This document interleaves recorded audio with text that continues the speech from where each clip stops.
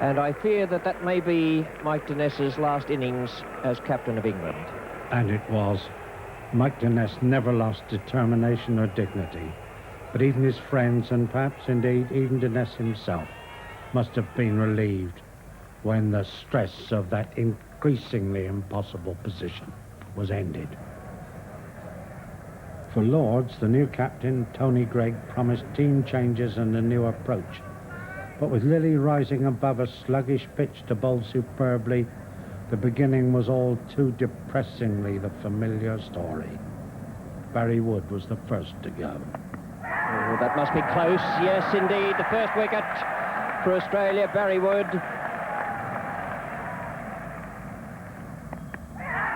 That's well bowled. It reached the second wicket down.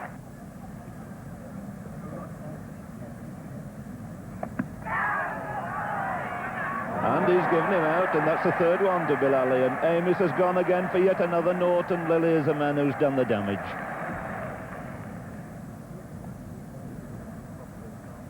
And that's it, got behind. Little Snick heard all over the ground here. Dennis Lilly claims his fourth victim. And England rocket to 49 for 4 with Gooch caught by Marsh with his score on 6. That was the undramatic David Steele's dramatic cue at the age of 33 to become a national symbol of England's resistance.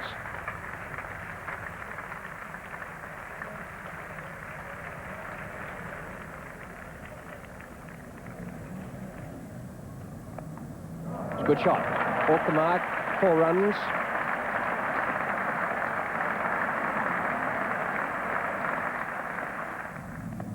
Oh, a fine shot. What a great shot there by Dennis Steele. That's the way to play the bouncer.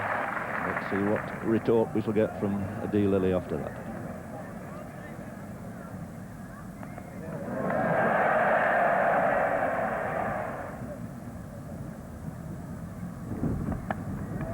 Well played too. Pushed away square on the offside. Ball running away down this fast outfield, and that's 4 more.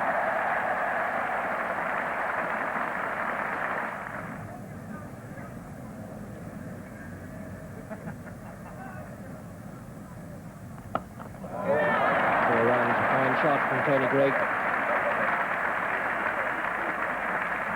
Lilly again to Tony Greig. Well played. Standing up pretty straight and driving it on the up to 4, square on the offside. Steele facing Lilly. Hits him beautifully off the back foot for 4 runs down the hill on a very fast outfield. The 100 up.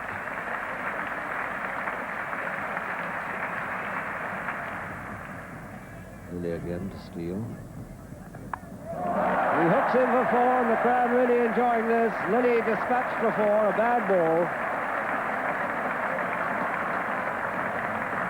Lilly again to Greig. Pushing that away through the open space in front of square, and I think it's got enough run on it for 4.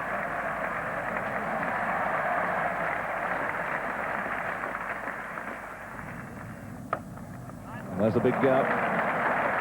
Half volley beautifully driven by Greig. Ross Edwards a long chaser, and the ball gathering pace the whole time, through for 4 more.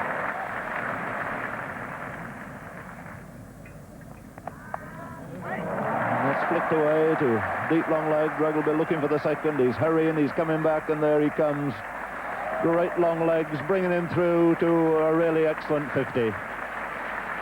He really has taken some of this Australian bowling by the scruff of the neck. He's got through to 50 in only 86 minutes when England were in a lot of trouble. David Steele on the 49. And David Steele going through to his 50, hammering that off the back foot through to mid-wicket. And what a great performance this has been from David Steele of Northamptonshire. The cricketer's choice, really, for a place in this Test side. And how well he's merited his inclusion. Battled against adversity from the moment he came in, and he's made 50 out of 143 for 4.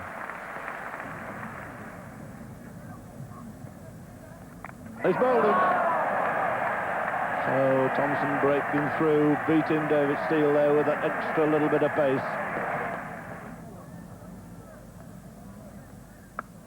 Pleased about that. A bad ball from Mullock, dropped very, very short, and Allen not confidently off the mark.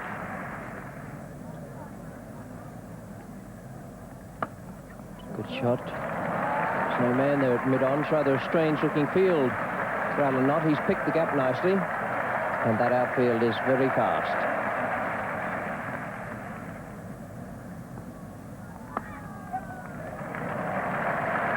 Very steady. And the 50 partnership comes up, and another very good one for England.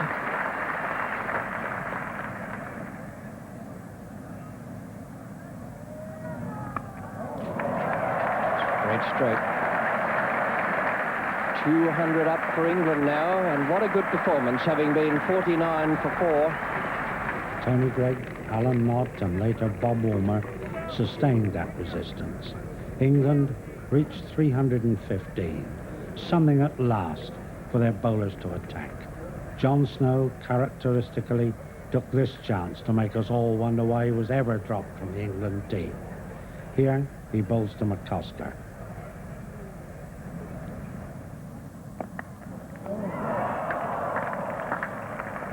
So John Snow has caught the outside edge there 2 or 3 times. And that's LBW, and John Snow's got the breakthrough, and Bill Alley in action again. Up goes the finger, and Turner is out. LBW to Snow for 9.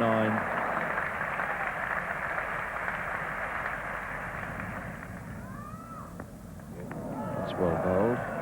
Might just have pulled the bat away. Just picked him up. Good catch by Allen Knott. The breakthrough so desperately wanted by John Snow and Tony Gregg. And look at the England team now rushing to congratulate Snow. A great spell of bowling. That's well bowled too. And he's getting him out, LBW.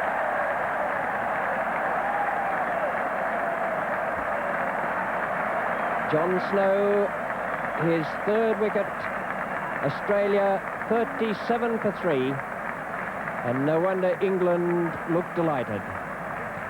As English amazement merged into elation, Australia were reduced to 82 for 8 when Dennis Lillee joined Ross Edwards.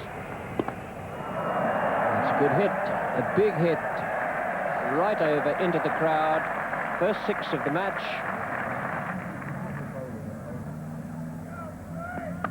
A good shot. My word, that was a good stroke from Ross Edwards.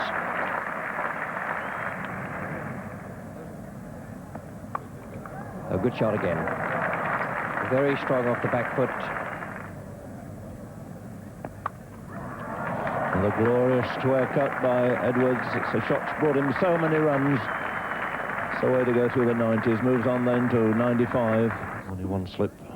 Another 5 men able to save 1. And he's out, LBW. Oh dear, what a disaster for Ross Edwards.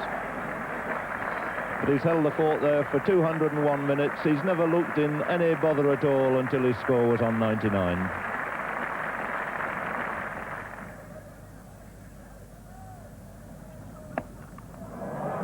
It's a splendid stroke off the back foot. Stroke of a real batsman. That's a splendid shot.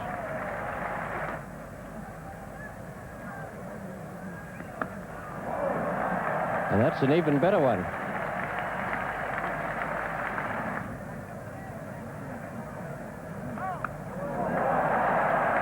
What a great shot from Dennis Lillee. A magnificent 6, hooked away, over square leg.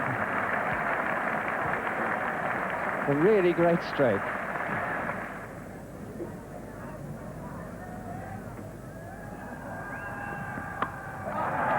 Great shot again to give him his 50. Levers being severely dealt with out there. He had 8 taken from his first over of this spell. And now Dennis Lillee has assaulted him again in this over and has moved to his own half-century. And that swung high into the crowd. It's a big 6 by Dennis Lilly. Oh, what a day he's having.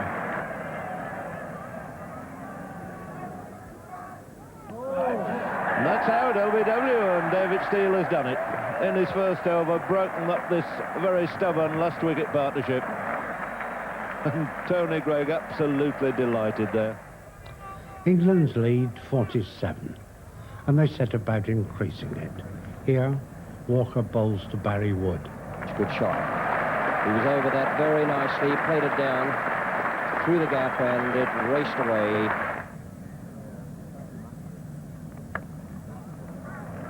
That's a good shot, and that's 4 runs.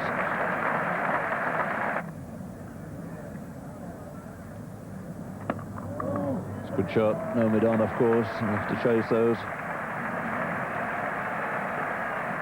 Barry Wood in no hurry, quite confident it's going for 4, and he's right.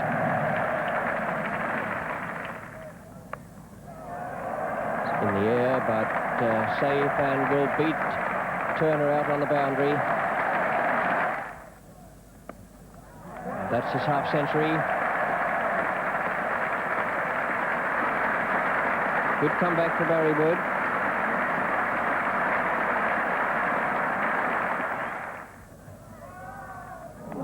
Oh, he's gone. A good catch, that. The first wicket down at 111. Barry Wood out for 52. Ashley Mullet with his off-spinners from the pavilion end. It's a fine shot. Isn't all that short. Steele really putting it away with a lot of power through the offside. It's been 4 hours for John Edrich for a 62. And yes, he's got one through. That'll skid away through for 4.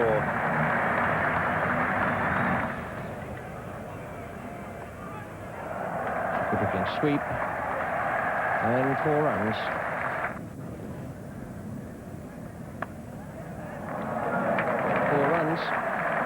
That's a good stroke. He gave himself a little bit of room there.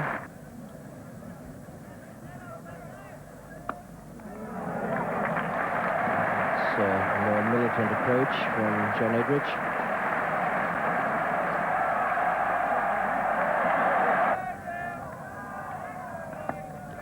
That's going down. This is going to be his 100, I'm sure. Yes, he's running back for the second. And he's home. So John Edrich has got 100 for England. Instead of Thompson or Walker, it's going to be Doug Waters.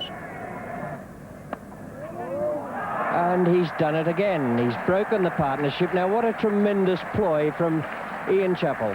He's pulled Walters in, the great partnership breaker in Australian cricket. He's bowled David Steele a full toss and taken a brilliant diving catch away to his right.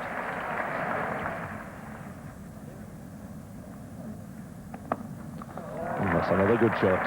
Really fine form being shown here this morning by John Edrich, clipping that through mid-wicket. Both bowlers coming alike to him at the moment.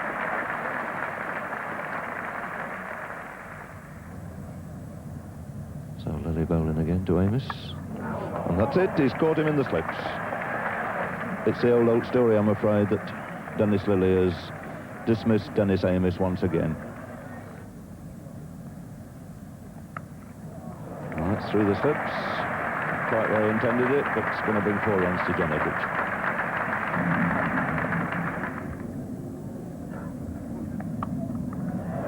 That's 4 runs. And he moved to double figures for the first time in the Test innings. Good shot, 4 runs.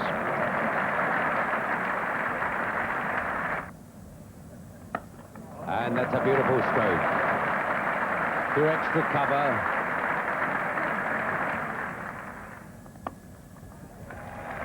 Edrich helping himself a little bit. That will go through again for 4. Eden Gilmore, no chance of cutting it off once it beats the field down there towards the top. So the 300 coming up, 303 now for 3. With Edrich moving the score under 146. Mullet to Gooch. He's bowled him. So Graham Gooch, the 4th man out for England, he made 31. and enjoyed a partnership of 56 with John Edrich.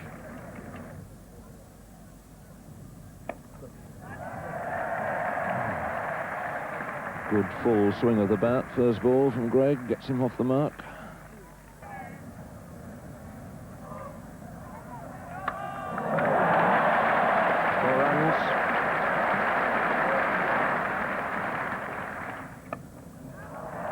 That's 6. What a great shot. It went over Greg Chappell's head, but it went a long, long way over. Oh, that was a lovely stroke.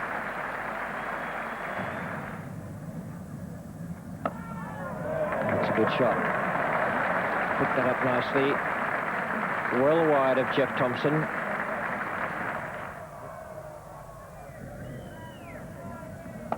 Gregg already down the wicket. He's caught, driven very firmly and very solidly. And Doug Walters at short extra, clinging on to a very stinging drive there.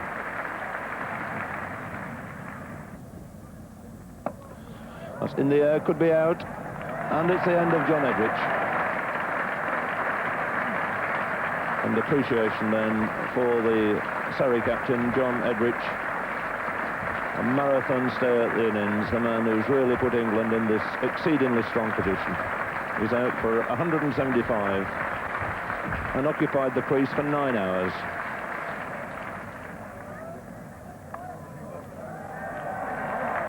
Took his edge there. Sheffield diving at slip. They scrambled through the 100. 400 up then, 400 for 6 to England. And there's the old streaker. He's going to be greeted when he gets back. He's probably picking up a £10 note from somebody.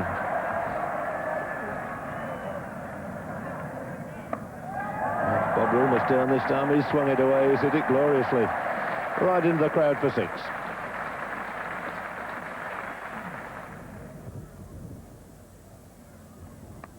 And that one has gone for 6. A very, very big hit.